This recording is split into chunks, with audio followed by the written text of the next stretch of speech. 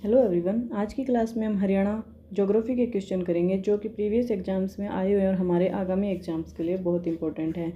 पीछे की 2 क्लासों में हमने हरियाणा हिस्ट्री की थी और 2 क्लासों में आर्ट एंड कल्चर के कुछ क्वेश्चंस किए थे। प्लीज़ आप पीछे की वीडियो ज़रूर देखना। और आज का अपना पहला क्वेश्चन है, हरियाणा राज्य में सबसे अधिक किस प्रकार की मिट्टी पाई जाती है? लाल और पीली मिट्टी, जलोढ़ मिट्टी, लेटेराइट मिट्टी या फिर काली मिट्टी? तो हमारे हरियाणा में सबसे ज़्यादा जलोढ़ मिट्टी पाई जाती है। हरियाणा राज्य में ज़्यादातर जलोढ़ प्रकार की मिट्टी पाई जाती है। जलोढ़ मिट्टी में गाद, रेत, मिट्टी और बजरी के साथ साथ बहुत सारे कार्बनिक पदार्थ होते हैं। ये जर्जरी होने के साथ साथ हल्की है, इसलिए आसानी से गलने योग्य है। इसकी आयु के आधार पर जलोढ़ मिट्टी को बांगर यानी कि पुरानी जलोढ़ और खादर यानी कि नई जलोढ़ में विभाजित किया गया है। यह भारत की सबसे उपजाऊ मिट्टी में से एक है। इस मिट्टी पर उगाई जाने वाली प्रमुख फसलें चावल, गन्ना, गेहूँ, कपास, जूट, आलू और सब्जियाँ हैं। अपना अगला प्रश्न है, भारत के संदर्भ में रे, कल्लर, चोपन और राकर निम्न में से किसके नाम है? लवणीय झीलों, मैंग्रोव क्षेत्र, लवणीय और क्षारीय मृदा, स्थानांतरण कृषि। तो यह है लवणीय और क्षारीय मृदा के नाम। लवणीय और क्षारीय मृदा, उन्हें ऊसर मृदा के रूप में भी जाना जाता है। लवणीय मृदा के विभिन्न स्थानीय नाम रे, कल्लर, चोपन, राकर, थुर, कार्ल आदि हैं। ये मृदा उचित जल निकासी की कमी के साथ शुष्क जलवायु परिस्थितियों वाले क्षेत्र में विकसित हुई है। इस स्थिति में केशिका कार्य द्वारा सोडियम, कैल्शियम और मैग्नीशियम के लवण मृदा की ऊपरी परत पर जमा हो जाते हैं। कुछ लवणों को विलयन में नदियों के द्वारा ले जाया जाता है। ये मृदाएं तब बनती है जब तटीय क्षेत्रों में उच्च ज्वार के समय खारा पानी भूमि पर फैल जाता है। इनकी बनावट रेतीली से लेकर दोमट तक होती है। लवणीय और क्षारीय मिट्टी 68,000 वर्ग किलोमीटर क्षेत्र में व्याप्त है। आंध्र प्रदेश, तेलंगाना, कर्नाटक, बिहार, उत्तर प्रदेश, हरियाणा, पंजाब, राजस्थान और महाराष्ट्र के कुछ हिस्सों में इस प्रकार की मिट्टी पाई जाती है। इन लवणों के जमा होने से मिट्टी बंजर हो जाती है और कृषि के लिए अनुपयुक्त हो जाती है। प्रदेश में मोरनी की पहाड़ियों पर किस प्रकार की मिट्टी पाई जाती है? रेतीली मिट्टी, भूरे रंग की मिट्टी, चट्टानी मिट्टी या फिर बलुई दोमट मिट्टी? तो ये पाई जाती है चट्टानी मिट्टी। हरियाणा की भूमि को निम्नलिखित 3 भागों में विभाजित किया जा सकता है। पहाड़ी, इस क्षेत्र की मिट्टी चट्टानी है और मोरनी की पहाड़ियों पर इस प्रकार की मिट्टी देखी जा सकती है। राज्य के दक्षिणी भाग में अरावली पर्वत की पहाड़ियों में उपस्थिति के कारण यहाँ चट्टानी और रेतीली मिट्टी पाई जाती है। राज्य के पहाड़ी क्षेत्र की मिट्टी पतली और कठोर है। मैदानों में, हरियाणा के मैदानी इलाकों की मिट्टी उपजाऊ है। यह भूरे पीले रंग की होती है। यह मिट्टी यमुना, सरस्वती आदि नदियों के प्रवाह के साथ आई है। इस क्षेत्र में फसलें उगाई जाती है और सबसे उपजाऊ क्षेत्र को हरियाणा का मैदान भी माना जाता है। रेतीली मिट्टी, रेतीली मिट्टी हरियाणा के दक्षिण पश्चिमी भाग में पाई जाती है। रेतीली मिट्टी हरियाणा के दक्षिण पश्चिमी भाग में पाई जाती है। यह मिट्टी पड़ोसी राज्य राजस्थान के से बहने वाली हवाओं के साथ आती है। अपना नेक्स्ट प्रश्न है, हरियाणा के रोहतक जिले से झज्जर को कब अलग किया गया था? 15 जुलाई 1997, 15 जुलाई 1998, 15 जुलाई 1999, 15। तो इसका सही उत्तर होगा 15 जुलाई 1997। झज्जर 15 जुलाई 1997 को रोहतक जिले से अलग हो गया था। 22 जून 1997 को झज्जर और बहादुरगढ़ तहसीलों को तराश कर झज्जर जिला रोहतक जिले से बाहर बनाया गया था। 1991 से 2001 की अवधि के दौरान निम्नलिखित न्यायिक परिवर्तन देखे गए थे।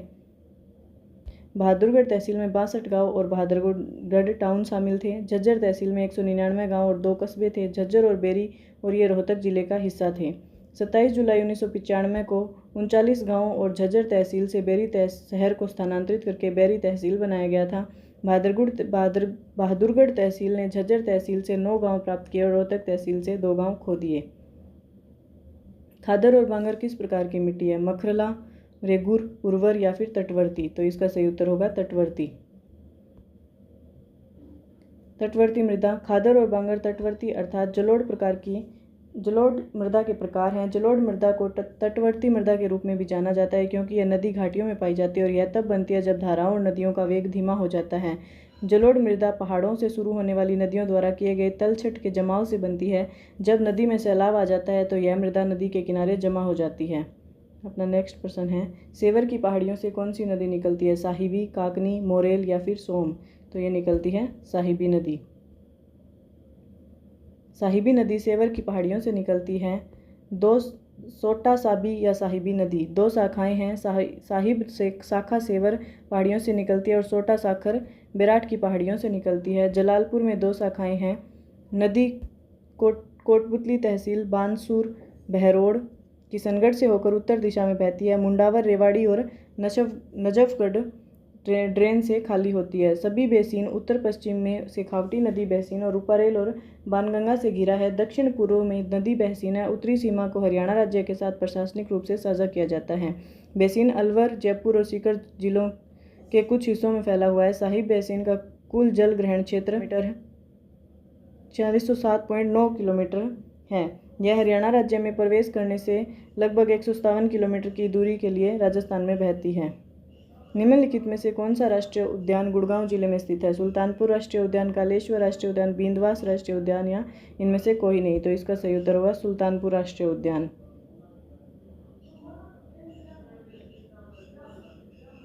यह सुल्तानपुर गांव पर झज्जर राजमार्ग के गुड़गांव जिले से 15 किलोमीटर दूर गुड़गांव हरियाणा और 50 किलोमीटर से नई दिल्ली पर स्थित है। सुल्तानपुर राष्ट्रीय उद्यान लगभग 142.52 हेक्टेयर क्षेत्र को कवर करता है।